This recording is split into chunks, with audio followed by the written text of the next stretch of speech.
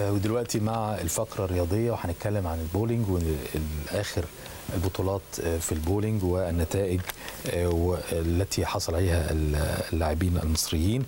وهيكون معانا الدكتور أحمد عفيفي نائب رئيس الاتحاد المصري للبولينج، واللاعبة سارة جمال لاعب منتخب مصر والحاصلة على الميدالية الذهبية في البطولة العربية التي أقيمت في الإمارات.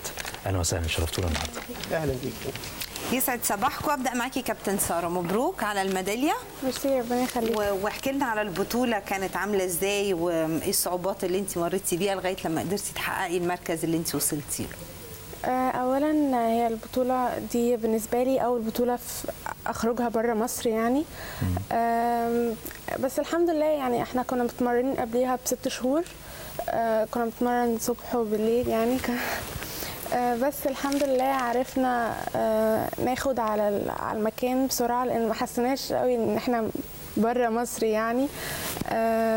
بس الحمد لله يعني كانت بطوله سهله جدا علينا الحمد لله. طب يعني كان مين قدامك؟ أول مرة كانت الامارات والبحرين وعمان الامارات وبحرين وعمان الفرق الخليج حسب معلوماتي ان هم اتحسنوا شويه في البولينج الفتره اللي فاتت، لان عندهم تطوروا قوي فيها. ازاي قدرنا ان احنا نتنافس معاهم في البطوله دي وكسبتها معناها اول بطوله بتلعبيها بره مصر يعني؟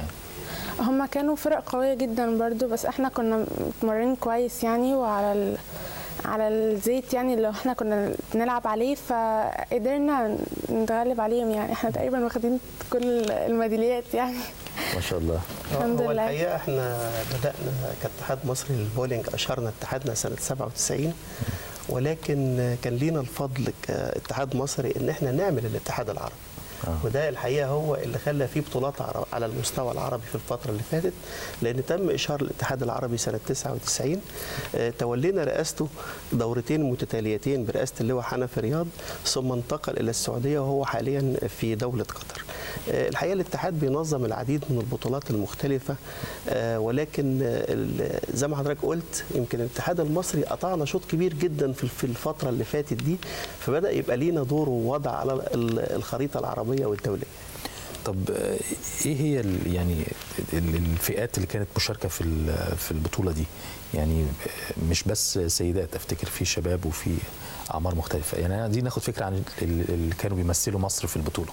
هو كان بيمثل منتخب مصر فريقين، فريق الرجال وفريق السيدات، وكان في تقريبا كل البلاد العربيه الاعضاء في الاتحاد العربي مشاركين، الامارات وقطر والبحرين والكويت وعمان ومصر. فالحمد لله كون ان احنا نحصل على 10 ميداليات، منهم 5 ميداليات ذهبيه، وكانت نجمتنا الكبيره كابتن ساره بقى يعني حققت الميداليه الذهبيه في الفرق، فده يعتبر انجاز كبير جدا للاتحاد المصري للبولينج. واحنا دايما بنحاول الحقيقه كاتحاد مصري للبولينج يا استاذه هند ان احنا نبعث برساله يعني لكل العالم ان الرياضه ما زالت مستمره في مصر، عشان نحاول نساهم في السياحه الرياضيه، عشان نقول ان مصر امنه وبخير، عشان نقول ان احنا على الطريق السليم وننتهز هذه الفرصه الحقيقه. يعني اسمحوا لي يعني هنخرج دقيقه بس بره الرياضه، ان احنا نهني شعب مصر العظيم الحقيقه بثورته يوم 30 يونيو، والنهارده الدستور خلص، بكره انتخابات المجالس النيابيه، بعده انتخاب رئيس الجمهوريه. يعني خارطه الطريق ماشيه في الاتجاه السليم. يعني الرياضه ليست بمعزل عن السياسه الحقيقه، فنتمنى من شعب مصر العظيم انه ينزل ويعمل استفتاء على الدستور، واذا كان هناك بعض المشاكل في اي اتجاه ممكن ان احنا نتداركها في المرحله اللي جايه.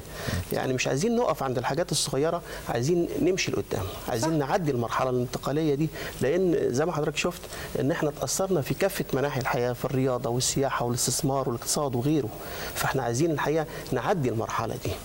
هو يعني في تشبيه كده، يعني لو احنا كنا بنعوم في وسط البحر، فاحنا خلاص قربنا نقرب على الشط، يعني خلاص ده فاضل لنا ما فيش، فاضل كام شهر وخلاص نستقر حقيقة يا استاذه هند. ونتمنى ان احنا نقف في ظهر القوات المسلحه وفي ظهر الشرطه المدنيه وفي ظهر مؤسسات الدوله، ندعم الحكومه ايا كانت المشكلات اللي موجوده عشان نعدي المرحله دي، لان اللي جاي احسن ان شاء الله. ان شاء الله باذن الله.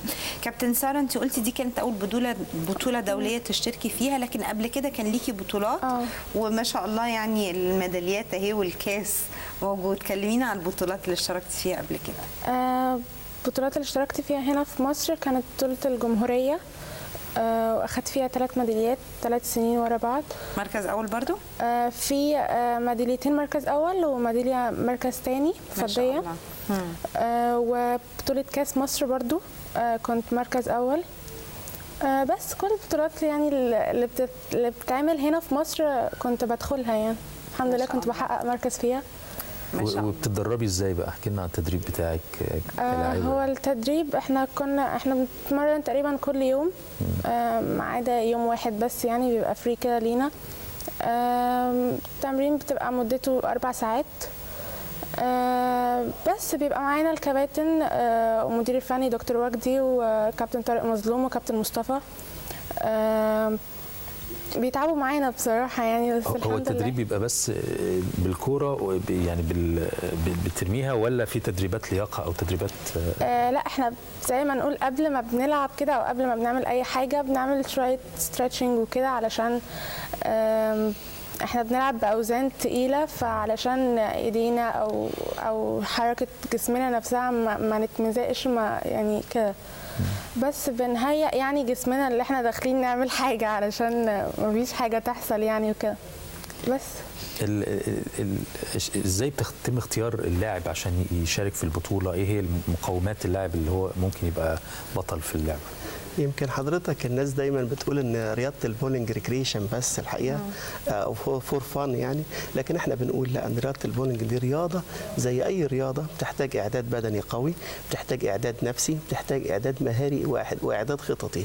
يمكن احنا في الاتحاد كنا جايبين دكتور متخصص في علم النفس الرياضي بيتابع لاعبي المنتخب الوطني المصري. عندنا الدكتور وجدي الكردي موجوده على راس المنتخب الوطني، بيعمل لهم دايما وارم اب، بيعمل اعداد بدني. ولما بيبقى في بطولات الحقيقه بيبقى في التدريب مقسوم على فترتين، فتره صباحيه بتبقى للاعداد البدني وتجهيز اللاعب، والفتره المسائيه دايما بيبقى التركيز على التكنيك والتكتيك بتاع اللاعب.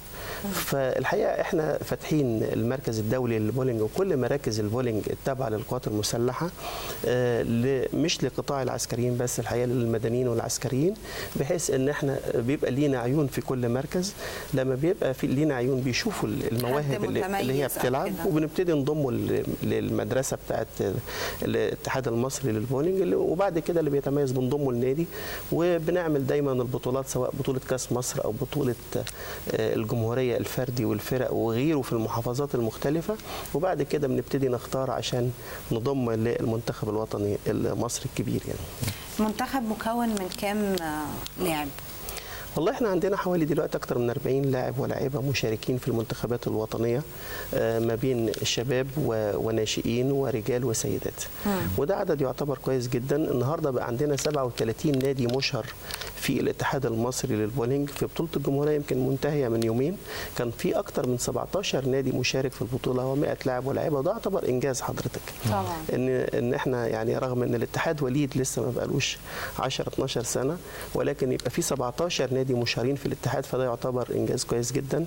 يعني النهارده عندنا سياده اللواء احمد نصر الحقيقه مهتم جدا بولاده يعني، وبنبقى حريصين ان احنا نبقى موجودين وراهم في البطولات المحليه والدوليه، وبنحاول نوفر لهم استاذ هند قدر الامكان الاحتكاك الخارجي، وده المهم جدا عشان نرتقي بادائهم. طب احنا معانا دلوقتي على التليفون اللواء احمد نصر رئيس الاتحاد المصري للبولينج. يسعد صباحك يا فندم.